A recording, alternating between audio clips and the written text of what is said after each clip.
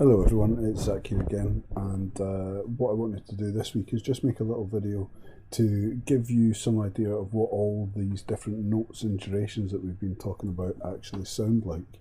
So you'll have heard things like crotchets and quarter notes and semi-breves and whole notes, 16th notes and semiquavers, these type of words. But I thought it might be useful if you actually could hear what these sounded like. And more importantly, if you could hear what they sounded like in connection with one another and when they work together.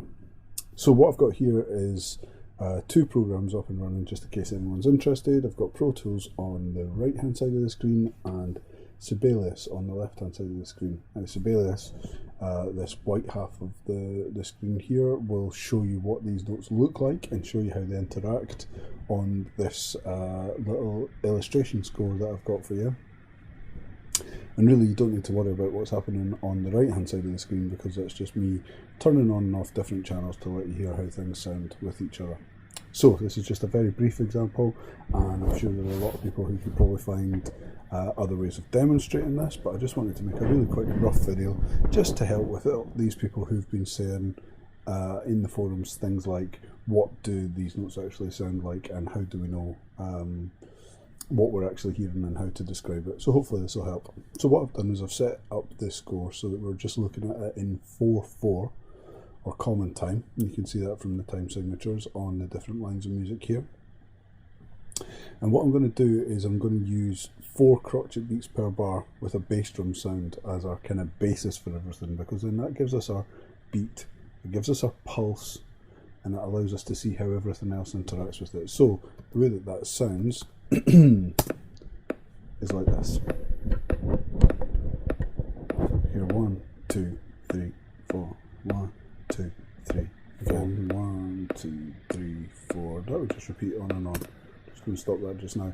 That's what we're going to use as our basis, and this is our crotchet beats when we're in 4/4.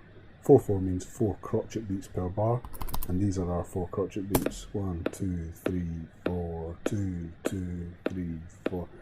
So there's no point labouring that at the moment. What I'm going to do is I'm going to go back into the Sibelius score here, and I am going to move on next to talk about quavers. Now, as you know, we also call quavers 8th notes. If crotchets are quarter notes, then clearly we get 2 8th notes per quarter note. And you can see that actually on the screen, that for each one crotchet, the same space is taken up by 2 quavers. So each quaver is half of a crotchet. Now I'm going to go back over to Pro Tools here, and I am going to let you hear what that sounds like. So we're still going to have our crotchets playing, but this time we're going to have our quavers playing too. So what we will be able to hear is, so we can still hear our bass drum 1, 3, 4, 1, 2, 3, 4, but we've also got our quavers on top. Okay, quavers are 1 and 2 and 3 and 4 and da, da, da, da, da, da, da, da. The hi-hat sound, the high-pitched sound there is our quavers. And as you can hear, there's 2 for each crotchet.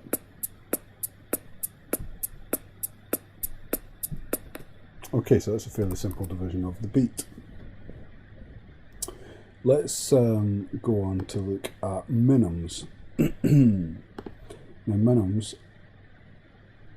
are also known as half notes, and as we can see, in a bar of 4 beats, we get 2 minims per bar, meaning obviously that minims are worth 2 beats. So just as quavers occupied this, 2 quavers occupied the space of 1 crotchet, 2 crotchets occupy the space of 1 minim. So what I'm going to do now is I'm going to just get rid of this line just now. So all we're looking at here is the sound of the minims played against the crotchets. I'm going to go over to Pro Tools here, and I am going to have these playing simultaneously so you can hear the difference. Again, the crotchets will be the bass drum note that we've been used to hearing so far. So we've got 1, 2, 3, 4, 1, 2, 3, 4 in the bass drum there. But what we're hearing on top of that is a cymbal sound. 2, 4. So what these are each lasting for 2 beats. Listen again. 2, 2, 3, 4, 1, 2, 3, 4, 1, 2, 3, 4. They're being played on beats 1, and we can see that that lines up with beat 1 on the music, and beats 3, and that lines up with beat 3 on the music. So these minimums last for double the amount of time as a crotchet. Another way to say that, of course, is that for each minimum, that can be divided up into 2 crotchets. Now, the next one that I want to look at is the semibreve.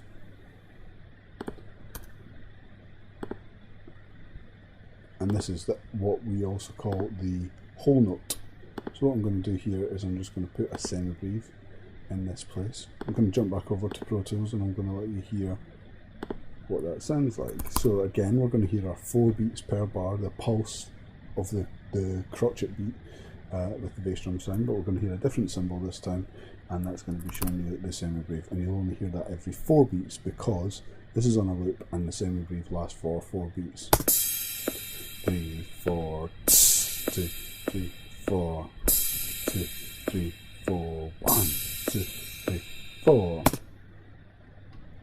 Okay, so these are our simple ones. We can hear that the 4 crotchet beats are pulsing away in the background.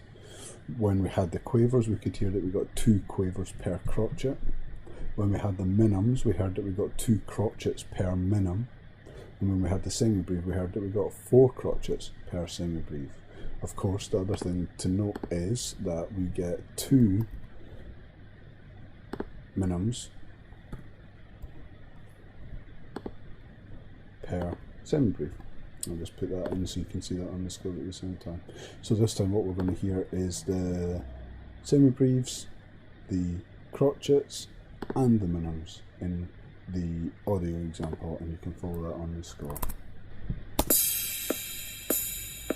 1, 2, 3, 4. So we've got the semibreve, second minimum. And let's just put the quavers back in there just so you can hear all these simple divisions together.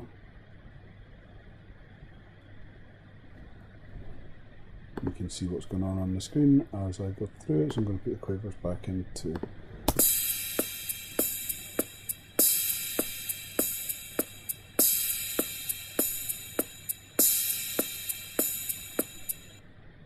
Okay.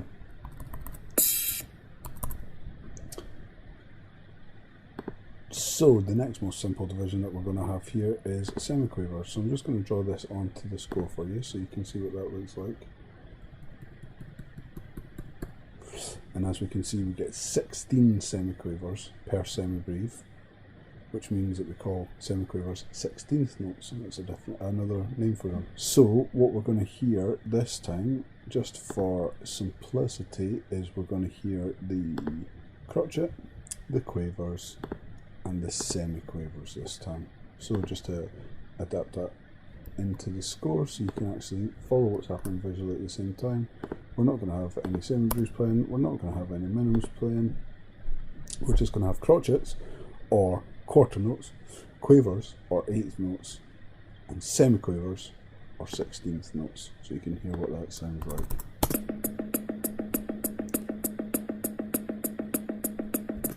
Okay, so the tom-tom sort of sound that we're hearing there is the semiquavers. They're 1, 2, 3, 4, 2, 2, 3, 4, 3, 2, 3, 4, 4, 2, 3, 4, 1, 2, 3, 4, 2, 2, 3, 4. You heard your crotchet was the bass drum, and then you're hearing your quavers, which is the closed cymbal sound.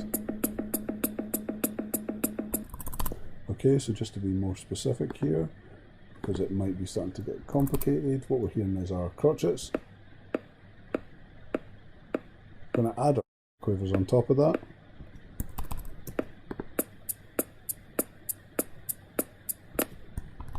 And then we're going to add our semiquavers on top of that.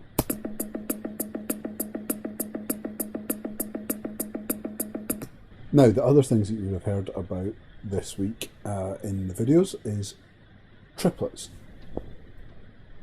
And what we say when we're dealing with triplets is that we're squeezing 3 things into the space that 2 would normally occupy. So on the screen here, I'm going to get rid of semiquavers just now because we don't need to worry about them too much at the moment. And what we're going to have is a look firstly at our crotchet triplets.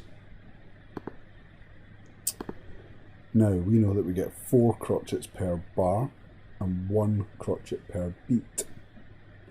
But if we squeeze 3 crotchets into the space that 2 would occupy, that is to say the space that a minim would also occupy, if we squeeze 3 into that space,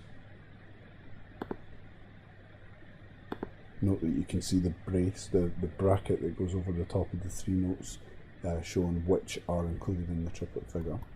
What this means is that we get 3 crotchets in the space that 2 would occupy, and I'm showing you this on the screen right next to the simple crotchet beats in 4/4, so you can see that where 2 normal crotchets exist, we've got 3 crotchet triplets in the same space. And what I want to do is give you an audio example of that again so that you can hear just how different these two things actually sound, and you can hear the compressed feeling that you get of squeezing 3 crotchets into the space that 2 should occupy. So I'm going to start just with our crotchet beat.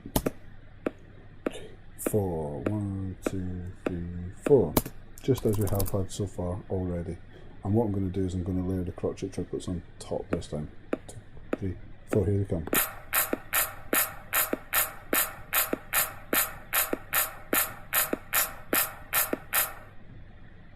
Okay, and in that example what we heard was the compressed feeling and an almost staggered feeling that we get from squeezing 3 of these crotchets into the space of 2. Obviously in that case the hand claps were the triplets.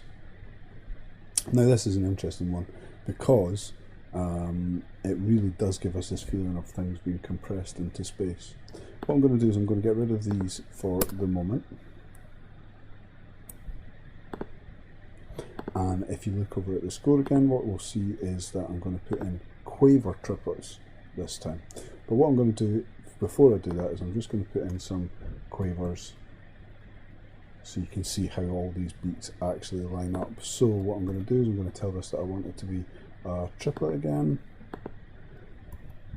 And this time, because the notes are beamed, we've just got the 3 sitting above to signal that this is a triplet. We don't need a bracket in this case. And again, what we can see if you look really closely is for each 2 quavers, we've got 3 squeezed into the space that 2 would occupy when we're dealing with quaver triplets. 2 quavers fit into the space of 1 crotchet, so 3 quaver triplets fit into the space of 1 crotchet. Okay, so what I'm going to do is I'm going to play this to you, and this time what I'm going to have is a crotchet beat playing away in the background as it has been. Let me just give you a little example of that so you can hear how it sounds again. 4, 1, 2, 3, 4. Just churning away like a steady pulse, like a heartbeat in the background, so that we've got a point of reference for everything else that's going to be going on. Let's hear that again, and this time with the quavers, just to refresh our memory. Okay, so we've got 1 and 2 and 3 and 4 and. So 2 per crotchet beat. And this time let's put the quaver triplets in there as well. 1, 2, 3, 1, 2, 3, 1, 2, 3, 1, 2, 3.